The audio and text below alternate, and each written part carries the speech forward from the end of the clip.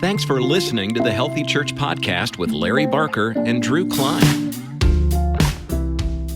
Well, good morning, everybody. Thanks for joining us on the Healthy Church Podcast. My name is Drew Klein, here with several special guests. Larry, we don't normally have this many guests. Why don't you do the introductions for us? Well, we're thankful to have Heidi, who works alongside of us on Healthy Church Solutions and Healthy Church Podcasts, has been on here several times, and we're thankful for her contribution, and honestly, worked very hard at who we're about to introduce as church last week, helping feed people and feed those who had lost everything or at least had seen a lot of damage, and feed workers. But we're very honored. Well, let me stop first. Heidi, say hi. Hey, everybody. And we're glad. Yeah, we're glad to have you here. And when we were on the south side of town coming into Little Rock Friday, and we started, Brian, we were talking about our text messages and emails lighting up. Mine started lighting up. Family asking us where we were at right at that moment, as I'm sure you went through. But then I heard that your church had pretty much, I'm guessing, is it a total loss? Well, I think it is. There's a structural engineer coming this morning to determine whether or not it is, but we're hoping that it is, because I don't like trying to piece things back together. I hear you. Well, I got to tell you, I've told a lot of people. I've been to several. Been through a couple of tornadoes, that being the third closest one to us. But when I stood next to your building that Saturday morning and on the back side saw that twisted beam, I was like, oh my stars, the destruction, the devastation, and the power.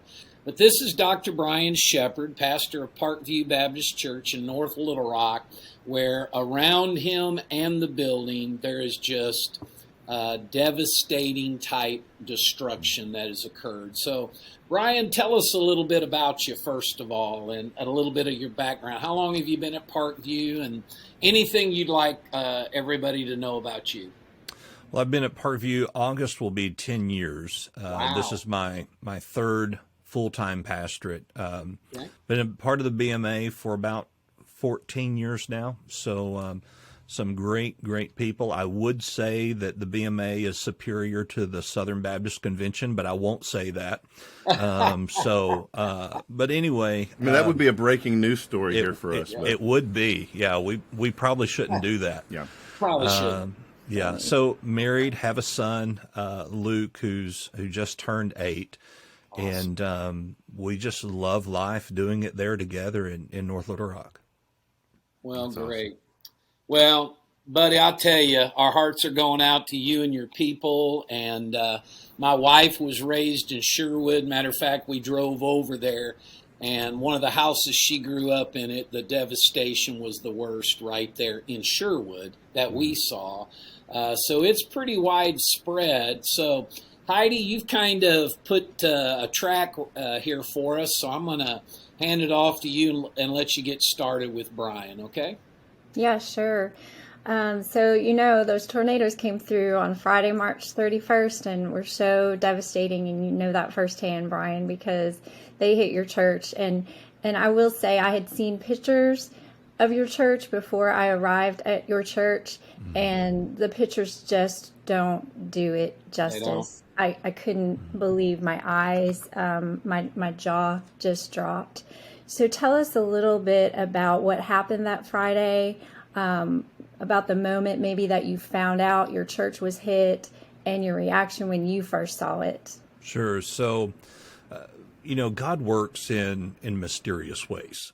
And I've said over and over and over the past 2 weeks, God shows up in our distractions.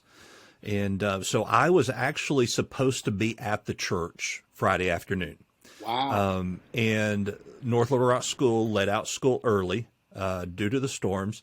Kind of made me a little mad, because when I grew up, we didn't get out early for tornadoes. We hunker down in the hall. Hunker down, get under your desk, all that kind of stuff. And Absolutely. how soft are our kids nowadays, you know? And so I had appointments scheduled, which I do Christian therapy. So these were appointments I was getting paid to do. And, you know, as a pastor, we need that tent making business sometimes to help us along. And so I called my wife, who was at work, and I said, hey, I've got to pick up Luke. I'm just going to bring him back to the church and give him the iPad and just tell him to be quiet while I do what I do. And so I left, and when I pulled out, this lady cut me off, and I rear-ended her. Now, literally just tapped her. There was no damage at all. And so I get out of the vehicle, and I say, hey, are you okay? And she said, oh, my neck, my back. And I'm going, here we go. Here we go. Oh, no. So it took 2 hours for North Little Rock to get there to take a police report for no damage. So meanwhile, my wife left the hospital, picked up Luke, took him back to the hospital. So when I left, I went, picked him up, and I had to cancel all my appointments. And so we went home, and 20 minutes later, the tornado hit. Or else Luke or myself would have been there. Now, the most devastating part about that is that where I would have went, where I would have assumed would have been the safest place, is completely gone. Wow. And so had we been there, you know, there's no telling what could have happened. I don't even want to think about what the outcome of that would have been. So Luke and I hunkered down in our hallway with our 3 dogs, which was a very interesting situation in itself. Sure. Luke has some sensory issues. He gets overwhelmed very easy. But I was so proud of him because he had his phone and he was voice texting Meemaw and Nana and said, hey, there's a tornado coming. Please pray for us. And so there was a big clap of thunder, which I assume it was thunder. And then our heat and air conditioner kicked on right there where our heads were. So we heard nothing but the air conditioner running. And I didn't know it was over until I saw on the news said, hey, it's passed, it's gone into Sherwood. And then my phone started lighting up, the fire alarm, the burglar alarm, all of that stuff going on at the church. And I told Luke, I said, it's hit the church. I know that it has. Wow. So we get in the car, we turn the corner, and there's just complete devastation from our house. Literally went through a block away from where we were at. Wow. And I just remember just crying and saying, thank you, Lord, for your protection. Thank you for sparing us. Because I know that he did. I know that all of that worked together for our safety. I mean, it's a Romans 8:28 thing, that it all worked for our good. I get to the church, and I just can't believe it. Like, I wanted to think, this is a terrible nightmare that I'm going to wake up from at any moment. And as you said, you know, pictures doesn't do it justice when you're standing inside the fellowship hall that is gone, and the red iron and the beams are just bent. I've never seen destruction like that before. Man. Absolutely. Brian, I'm just wondering if anybody in your church was affected. Were anyone hurt? Homes? We had one family that their home was it's not destroyed, but it's uninhabitable at the moment. She thought the tornado was over. They have a 4-year-old grandson, so she put him in the bathroom, and she thought it was over. When she came out, a 2x6 hit her in the shin. So it didn't break a bone, but she's got a really bad bruise there, and where it busted the skin open. We have a couple of people who are displaced right now, but they have places to go, and they're, you know, it's an apartment complex, so they're going to get back in fairly quickly. Okay. Yeah, overwhelmingly, we're hearing these stories about just how God worked to save lives. I mean, it's incredible. It's incredible. Absolutely. When you look at the destruction. You would think, you know, humanly there ought to be a great loss of life, and there just wasn't. I mean, you shared that about your own testimony with you and your son, and, you know, you're not that far from Burns Park, where just all the trees are down, and there's a campsite there with an RV campsite. And I was just hearing a story this morning about a man who didn't hear to get out of his camper, and he was in it. And he literally got up off of his couch to look out to see what the noise was, and a tree hit right where he would have been sitting. So we're hearing these stories just left and right about God saving lives and God being bigger and more powerful than this tornado. And I know we talked a little bit about this when I was visiting your church the other day, but you said you've just been seeing God move left and right through this whole thing. Would you share some of that, just some of the other things you've seen God do? Sure. So, as I said, my initial response was, I want to wake up and this be a really bad dream. And my fight or flight response is to feign or to just, pretend like none of this happened. So my immediate thought was, I'm going to go home and go to bed. Like that was my immediate, I'm not dealing with this today. This, this is here. I'm going home and going to bed. And so I went home. I didn't go to bed. I went home and I was there with Luke, and I just became more and more convicted that I needed to be doing something, that there was. And so I went back to the church. I cried a lot again. And then I'm going, I need to call the insurance company. I need to do, just all of these things that started. And so I started that whole process, and I'm going, there's nothing down here that I can do. There is, I can call a company to tarp a roof, but there's just, at this point, there isn't a point to try to mitigate anything. And so I go home, and one of my friends texts me, and he says, what time do we need to be there tomorrow? And I called him and I said, for what? What are we going to do? He said, well, I saw the pictures. We need to clean up the parking lot so you can have church on Sunday. And church is the last thing on my mind. Right. Sure. Right. And so I said, man, just be there at 10 o'clock, I guess. 10 o'clock. That'll give me a little bit of time to sleep in and try to, reorganize my thoughts. And so I woke up Saturday morning and had 2 flat tires. So my day started out great. I got to the church about 15 till 10, and there was at least 80 men there from a men's group that I'm a part of that just showed up. And they said, hey, Brian, tell us what you want us to do. And I'm going, I don't know what to do. I don't know what to do. And, I'm just completely overwhelmed and a hot mess, crying everywhere because, all these men that have told me that they loved me are now showing me that they love me. And that was overwhelming to me. And so I'm like, I don't know what to do. And so one of the guys there, he is a master sergeant in the Marine Corps. He said, all right, everybody shut up and listen. And I'm like, thank you. And so he even went to assigning 3 or 4 people to just pick insulation out of the bushes, and getting, and Brother Larry, you were there and you saw all of these guys just come together and love each other through this. And it was just absolutely remarkable. And then on Monday, Brother Duffy and Coach Brister brought CBC's baseball team. Yes, and they unloaded the church of everything and put it into the containers. And I'm just going, first of all, we could have never done this by ourselves. Right. And I think a lot of times when tragedy happens, whether it's a tornado or a loss of life or whatever tragedy it is, all of a sudden you feel isolated and you forget that you're not alone. And not only do we have the Heavenly Father, but we have each other. And sometimes, especially for us men, it's hard for us to call and say, I need help. And I don't know what I need help with, but I need help. But it's so important. And even as pastors, I think sometimes we feel guilty that we need help because we're supposed to be the leader. We're supposed to be the shepherd.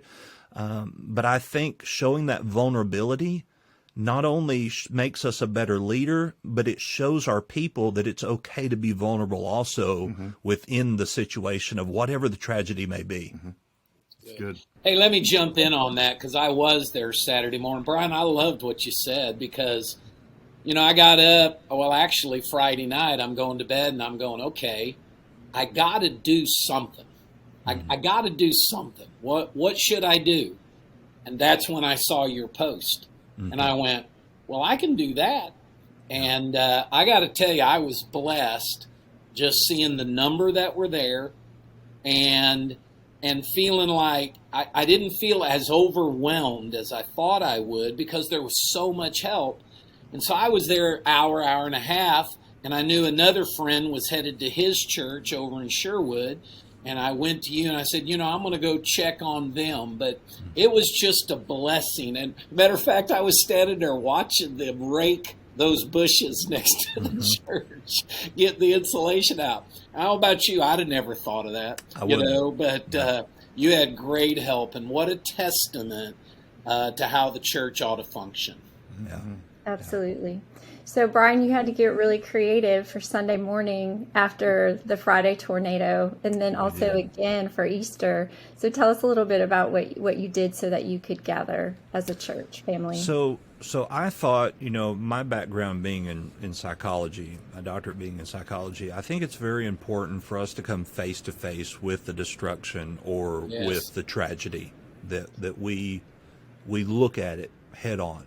So I thought it was very, very important for us to meet at the church, if at all possible, the very first Sunday. Thankfully, the weather was cooperative. New Life Church in Conway brought us a portable sound system. Landmark in England brought us a generator. And these aren't things I asked for. These were things they called and said, hey, we've got this. You're going to need it. And I'm going, you're right. I am going to need that, And so they show up, they bring this stuff, and my Bible was on the pulpit, and of course it was just waterlogged, but I preached out of that Bible Sunday morning. I thought it was even important for me to connect that destruction with this momentous occasion that is going to remind us that we look back and see how far God has brought us from this situation. So Saturday, while we were there cleaning up, Colonel Miller, who's the chaplain at Camp Robinson, he came over and he said, where are you having Easter service? And I went, Easter's next Sunday, isn't it? That wasn't even on my radar anymore. Right. And he said, you're going to have Easter service at Camp Robinson in the chapel. And I said, okay, what do we do? Do I say no? How do you say no to that? One of the biggest miracles was Father, I think it's Peroni is how you say his name, from the Catholic Church right around the corner. He came and said, hey, we don't use our fellowship hall. You're more than welcome to use it for as long as you want. And I said, when was the last time a Catholic invited the Baptist to come in and preach? So, I mean, just the outpouring. And so this last Sunday, we had church on Camp Robinson, which, that in itself is just a miracle.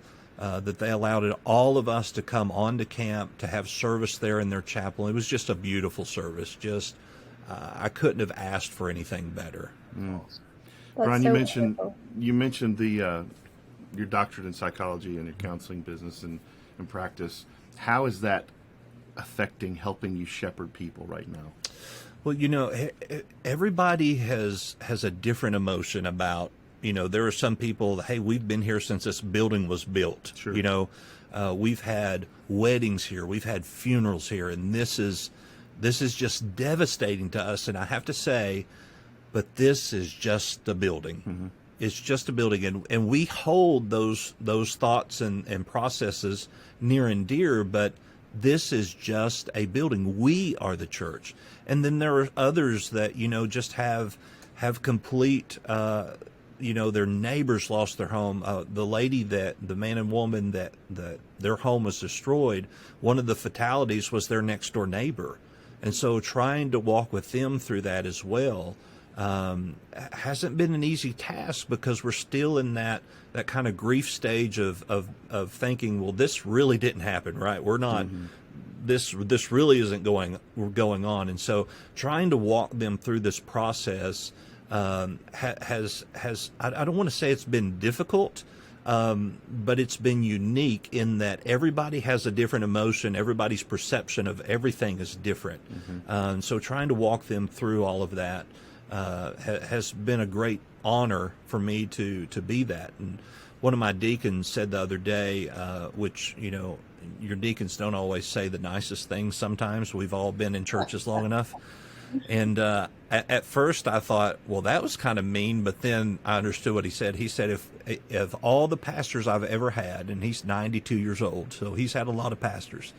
He said, of all the pastors I've ever had, I'm glad that you're my pastor through this. And I thought, well, I wish I wasn't. I would give you the job, you know. But trying to look at this and saying, and I think I either told Brother Larry or Brother Donnie, I said, I feel completely inadequate, that I am not the person that needs to be walking people through this. But I know now, looking back, that is the qualification to understand that you're completely inadequate, that I have to rely solely on God to lead me through all of this. That's good. It really is. So you're not only uniquely qualified with your doctorate, but now even just on the other side of it, experiencing loss and devastation, you can really speak to kind of both sides of it. Are there some specific maybe tips that you would give to some of our listeners on just how to deal with loss and what to do when devastation comes? And that could be a tornado, but that could also be the loss of ability to have children, a suicide. We know some dear friends, they just lost their 15-year-old son to suicide a few weeks ago. Maybe it's a diagnosis, a death, a loss of a marriage. There's a lot of things that are devastating and hit you with that feeling of loss. Are there just a few things that you would counsel our listeners in that area? Yeah, sure. So the very first step is to look at what the information that you've been given. You know, don't do what I did and try to go home and go to sleep. You know, look at the totality of everything that is going on in that moment. The second part, which is part of that first part, is call somebody. Get somebody on the phone that you trust, that you know is going to stand with you through the entire process, to be by your side. Because that's the reason we have brothers and sisters, to lead us and guide us through these things. Because and I know there's decisions that I'm going to have to make that I need counsel on, that I've never done these kind of things before. So the very first thing is look at everything that's just happened, the facts about what just happened, and call somebody that is going to be willing to stand with you the entire time. And then I would say, take your time. Slow and steady wins the race. Take your time to process all of your emotions. If you need to do that with a counselor or a therapist, then by all means do that. But do not sit and think that you're alone in all of this. Find somebody. I don't care how strong of a person you are, nobody is going to look at you as being less than for you getting help. Yeah. That's really good. Those are really, really practical things too. You know, they're not just these lofty ideas about here's your stages, try to figure this out, how to wade through it. Those are really practical things. You know what's amazing about this, and we talked a little bit this morning, but God is at work here. Absolutely. Bigger than a storm, bigger than the devastation and brokenness. And do you have any kind of thoughts about what God is doing or how he might work in the middle of this? Well, one of the things that we have found is we're going to be meeting at Amboy Baptist Church, which is right around the corner on MacArthur. They don't use their sanctuary. They are down to about 15 to 20 people. Their pastor is mid-70s, and they don't have Wednesday night or Sunday night services, which we do. And so they said, hey, would we be able to come? And I was like, absolutely, anybody can come to our Wednesday night or our Sunday night services. And the preacher said, I'm 70 whatever years old. He said, sometimes I just don't feel like preaching on Sunday mornings. And I'm going, I'm almost 40 years old, and there's sometimes I don't feel like preaching on Sunday mornings. I don't think the age has anything to do with that. But he said, would it be okay if maybe once or twice a month we just join you and are a part of your service? And I'm going, absolutely. And so what this does is it gives us this unique ability of a church that is dying to get rejuvenated by being a part of us, and our church, who has, I don't want to use the word kind of grown stagnant, but we all kind of get there, that gives them this idea of, hey, this is great that we have these people. And then they start telling others, and they start telling others, and then God begins to grow it into something that you would never even imagine. Mm-hmm. That's beautiful. That's It is. Absolutely. I love it too. That's incredible. So just beyond those initial processes and practical steps of just processing the loss to begin with, Are there other steps that you might just speak to quickly about just emotional healing? Like what comes next after you assess the situation and look at it square in the face and call somebody? Yeah. What comes next? So one thing that I say often, and if you Google my name, you'd probably see this quote, is that however you feel, it's okay to feel that way, because God created you to be able to have those feelings. Mm-hmm. However, don't unpack and live there. Experience that emotion, experience that feeling, process through it, take as long as it needs, but don't fall into the trap of staying in that emotion. We talk a lot about victims, and, I could say, hey, we're a victim of a tragedy, but we're not. We're survivors of a tragedy. This isn't something you're going to get over. It's definitely something you're not going to get around. It's something you're going to have to get through, and you've got to get through it together. So those emotions, and you may feel convicted that you feel a certain way. That's okay. Mm-hmm. It's okay. Ask for forgiveness if you feel convicted. Ask God to change your heart. Ask the Holy Spirit to come give you guidance, to give you wisdom, and move forward. We could get into the psychology of the 5 stages of grief and all of that, but I'm not all about that. I'm about however you feel. It's okay to feel that way. Just keep moving, keep going, and God will change your heart. God will give you the ability to forgive or to ask for forgiveness and to continue to grow and to build. But when we fall in that trap and the lie from the devil that, you did something wrong, and I made a TikTok about our church, and one of the comments was, I bet they were preaching hate. And I'm going, you don't know this preacher, because I don't preach hate. That's not me. And so we can't fall into that trap of, well, God is punishing us, mm-hmm. or God is doing this to harm me.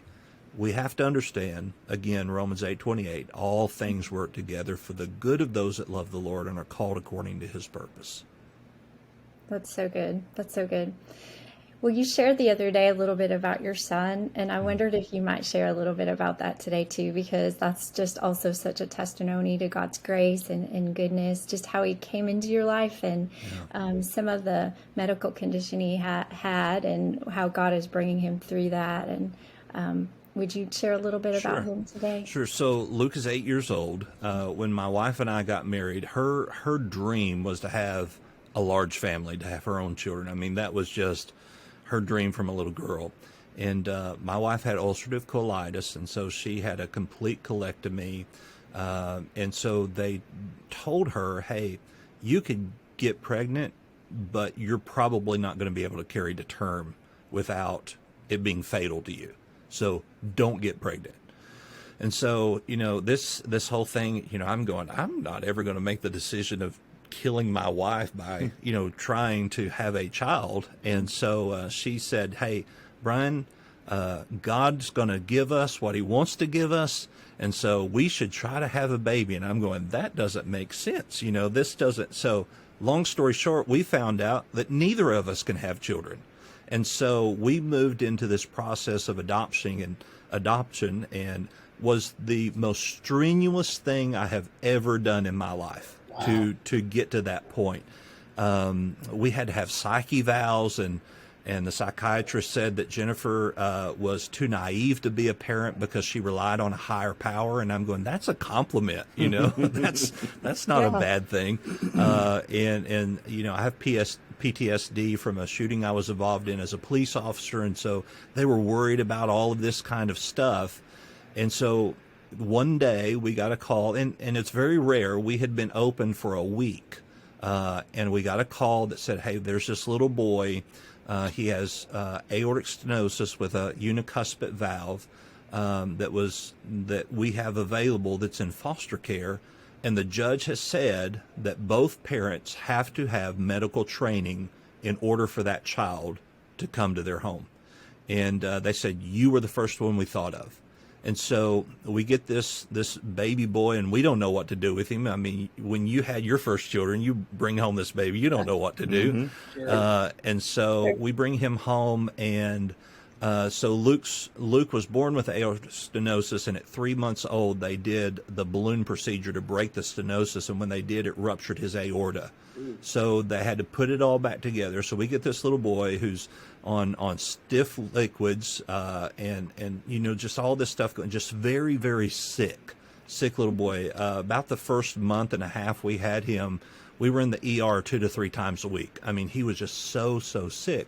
But what we found was he was being neglected by even his foster mother, that she wasn't giving him them, and she's in prison today for neglect on him. So let's see, it was February of 21, Luke had a heart transplant. And that was the hardest thing I have ever experienced in my life. Now, remember, we were in COVID, so we were only allowed to see him 10 minutes a day. The surgery, which was about 9 hours, we were in a room about 10 by 10 with no window, solid core door, and we were just going crazy. And if it had been any other time, I would have just walked outside or been outside, but you couldn't leave, because if you left, you wasn't getting back in.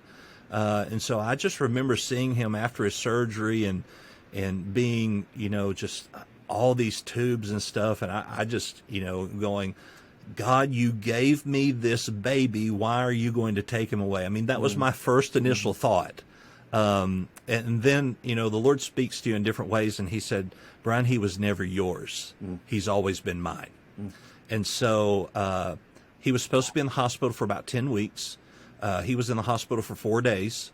On the 4th day, he was up shooting Nerf guns at the nurses in the cardio ICU. And the doctor called and said, I think he can come home. And I'm going, how's he going to come home? How are we going to deal with this? And so he came home, and he has just been so healthy. He is on no anti-rejection meds. He is on no heart medicine. He takes an aspirin a day, and that's all he's got. And he runs and plays like a regular little boy, and you wouldn't know any different unless you held his shirt up and saw the 2 big scars on his chest. And there's a man in our church that showed him his scar, and Luke said, well, I got mine way before you got yours, because I'm only 6 years old, which he was at the time. And so it's a badge of honor for him. But man, he is just doing so good. That's awesome. Praise Amazing. God. Yeah. It is. That's incredible. Larry, do you have anything else with us? Yeah, Heidi, I wanted to just say one thing. It's amazing. There's been a psalm, Brian, Drew, and Heidi, that God has just been beaten into my head, because we all get discouraged. We get depressed at times. We have those moments. In Psalm 42, the psalmist cries out, why am I so distressed? And then he starts talking about the countenance of God in verse 5. And then in verse 11, he says, hope thou in God, for I shall yet praise him, who is the health of my countenance and my God. And so those listening, I just want to say, and keep looking to him, because if you'll look into his countenance, it doesn't happen boom. It's not instantaneous. I'm not trying to, you're just going to have this super spiritual moment. Everything will be okay from that point forward. Is not how it usually works. Mm-hmm. But if we'll all keep looking into his countenance, eventually his countenance shows up in our countenance. Mm. And so I just want to tell all the ones out there, and you said it so well, Brian, Romans 8. All things work together. So if we'll keep looking to him, we may not have all the answers or know all the things, why they happened, when they happened, but he has a purpose as we look into his countenance. So just felt led to share that word. Amen. There's another thing in Romans 8 that says that nothing can keep us from God's love, nothing in creation. And that is obvious that God is loving you guys and being present in the middle of all this. And just appreciate you being with us today, man. Thank you. Thank you. Yeah, thanks for sharing your story, buddy. And we appreciate it so much. And remember this, there's people right here. If you need to call somebody, we're ready to take that call. Let me share one little thing with you if I can. So on the pulpit, there was a hymnal. and it had blown open to How Firm a Foundation. Oh, wow. Which I know it blew open because we've never sang that song. Like, but one of the lines in there. You might ought to learn it now. Yeah, we might should. But one of the lines in there says, though through all hell you may face, wow, I will never, never forsake thee. And that's a God thing, Amen. And I said, okay, Lord, okay, because I feel like I'm going through hell right now, but I know you'll never forsake me. What a great word. Yeah, and a great way to finish this. Heidi, thank you for your help with this and joining us today. And Brian, thank you for your time, brother. Absolutely. We appreciate you. And guys, I don't know if you noticed this, but we won the jackpot. I mean, it looks like we're about to head to the golf course, the three of us, with our shirts. We're all on the same team here. Yeah. Well, since we're using it, Yeah, I know she didn't, but we can go on record saying Heidi's hair looks much better than all of ours. That's true. What hair? What hair? Exactly. That's the point. So you win best hair for the day, Heidi. Wow. Thanks. Well, on that note, we will wrap it up and say thank you for joining us. Just as Larry said, we are here for you. Yes. We love you. We want to pray for you. info@healthychurchpodcast.com if you have a question or suggestion. And if we can do anything for you, please let us know. God bless you. We'll talk to you next time. For more information and other resources, go to healthychurchpodcast.com.